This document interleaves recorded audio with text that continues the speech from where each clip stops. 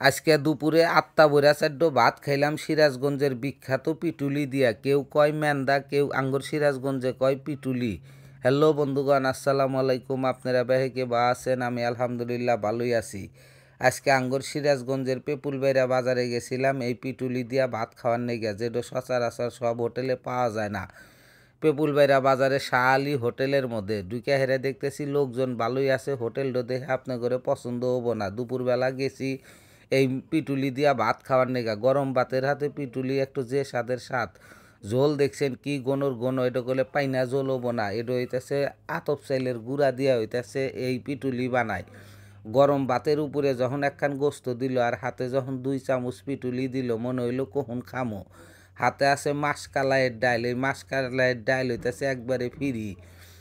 দিয়া ভাত খামো হেরে 3 প্লেট, এর মধ্যে কোনো ভুল নাই। বিসমিল্লা কয়া হেরে মুহের মধ্যে এক নলা যখন দিছি, পিটুলি আর মাসকালাইয়ের একসাথে মিশাইয়া যে মুহের মধ্যে দিছি, একটু অন্যরকম ফিল আসতেছে।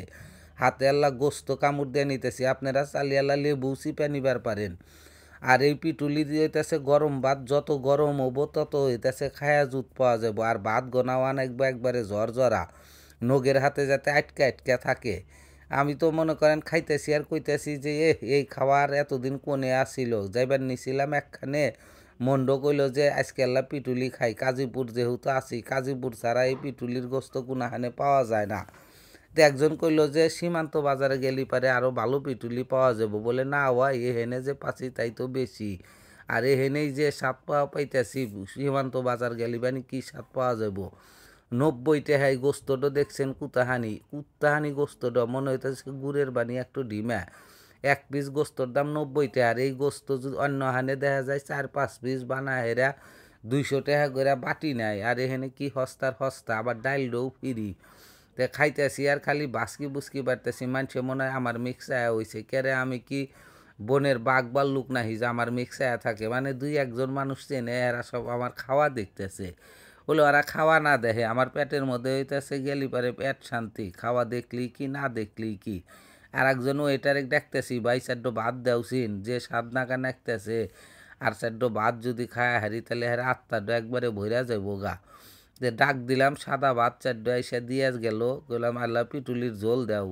তারা কানেই শুনতেছে না, কাস্টমার মেলা তো ডাইনে বাই আর আর হইতেছে কথা শোনা নাগে। তো ডাইল দিয়াই আবার মাইরে দিতেছি, যে ডাইলের হাতে পিটুলি নিমুনি আবার আল্লাহ লাস্টে।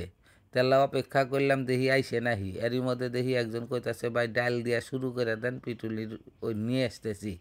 ওই টেবিলে টেবিলে ডিশ নিয়ে যায় হেরা, যে যার যেটা নাগে ওখান থেকে দেই হায়রা নিব, কাস্টমারও হাত দিয়ে নিয়ে হারবো। কত সুবিধা।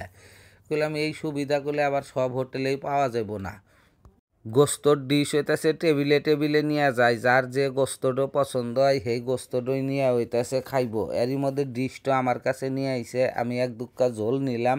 হাতে আল্লাহ ডাইল নিয়ে গেলাম, তা ঝোল আর ডাইল হয়ে গেছে বেশি। চুমুক পরে খাইতেছি, দেখছেন স্বাদ না হলে কি আরে বা করে খাইলাম নি। ভিডিওটা যা করে ভালো লাগে অবশ্যই লাইক কমেন্ট শেয়ার করে পাশে থাকবেন। ধন্যবাদ।